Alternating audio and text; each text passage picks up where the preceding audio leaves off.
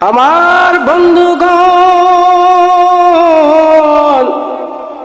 হযরতে সুলাইমান পয়গম্বর কাছে আমার আল্লাহ রাব্বুল আলামিন দুইটি নিয়ামত, দুইটি বরকত আমার আল্লাহ রাব্বুল আলামিন রাখলেন। ভাই গো,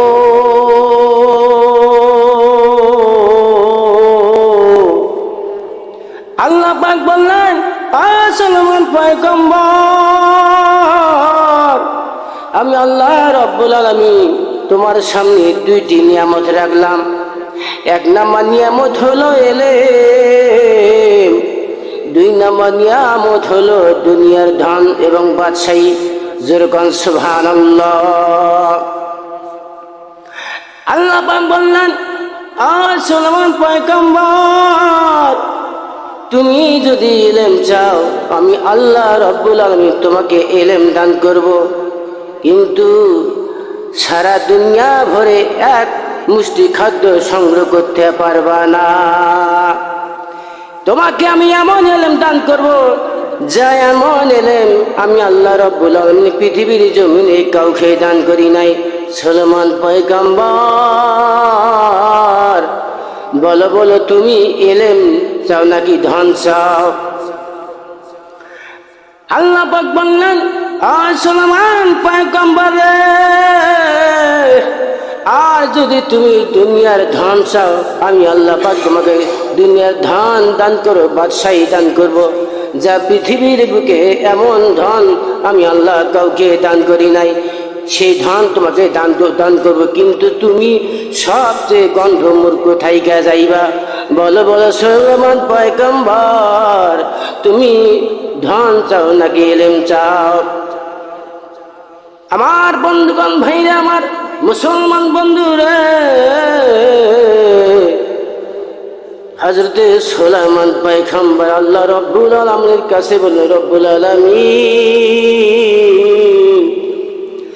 আমি দুনিয়া বুকে যদি ফকির হই, মিসকিন হই, গরিব হই, তাতে কোনো দুঃখ নাই। রব্বুল আলামিন মেহেরবানি করে আল্লাহ আমাকে দুনিয়ার ধন বাদশাহী চাই না, আমাকে ইলম দান করুন, আমাকে কোরআনের জ্ঞান দান করুন। যেরকম সুবহানাল্লাহ। মুসলমান ভাইরা আমার, এ বন্ধু আমার, ভাইরে আমার, হযরতে সুলাইমান পয়গম্বর এই কথা শুনে আমার আল্লাহ রাব্বুল আলামিন খুশি হয়ে গেলেন। আল্লাহ পাক বললেন, সুলাইমান পয়গম্বর, তুমি দুনিয়ার ধন বাদশাহী চাইয়া না চাইয়া কেন তুমি ইলম চাইলে কেন? আমি আল্লাহ বুঝতে পারিলাম না। আমার বন্ধুগণ, ভাইরা আমার, আল্লাহ পাক এই কথা বললেন।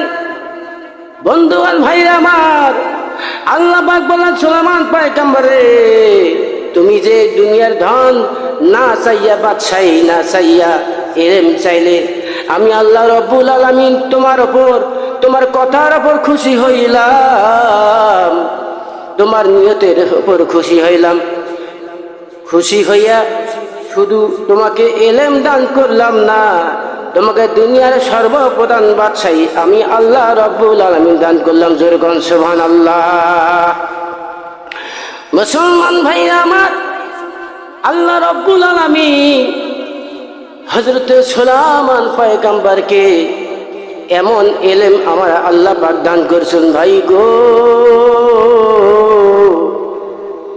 এমন ইলম আমার আল্লাহ পাক দান করছেন, যার কারণে সুলাইমান পয়গম্বর আল্লাহর কাছে অতি প্রিয়, আল্লাহর প্রিয় নবী হয়েছেন। বন্ধুগণ, ভাইরা আমার, যার কারণে এই সুলাইমান পয়গম্বর নদীর মাছ, কুমির এবং ছোট্ট ছোট্ট পিপিলিকার ভাষা তিনি বুঝতে পারতেন।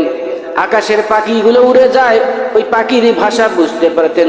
এমন ইলম আমার আল্লাহ রাব্বুল আলামিন হযরতে সুলাইমান পয়গম্বরকে দান করেছেন। যেরকম সুবহানাল্লাহ। বন্ধুগণ, ভাইরা আমার, আল্লাহ পাক কুরআনুল কারীমে বলেন, কুল হাল ইয়াস্তাউইয়াল্লাযীনা ইয়ালামুনা ওয়াল্লাযিনা লা ইয়ালামুন। আল্লাহু আকবার।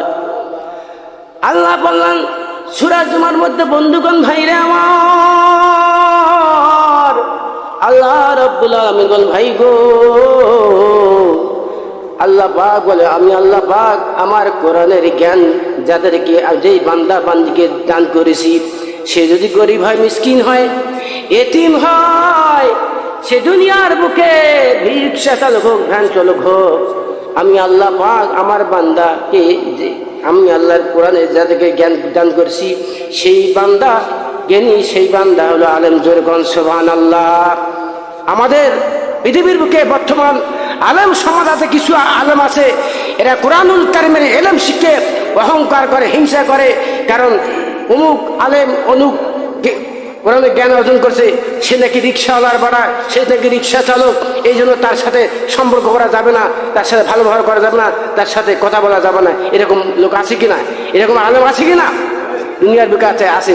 আমি ওই সমস্ত আলেমদেরকে বলতে চাই, ভাই, আল্লাহ পাক যে এলেম দান করছেন আপনাকে এবং আমাকে, এই এলেমের অহংকার করা যাবে না। কথা বলেন ঠিক কিনা? আল্লাহ পাক অহংকারকে, বিশ্বনবী বলছেন, শেষ কথা বলে যাই, বিশ্বনবী বলছে যে আলেমের মধ্যে এলেমের অহংকার থাকবে, এই আলেম জাহান্নামী। কারণ এটা আলেম না, এটা হলো জালেম। কথা বলেন ঠিক কিনা?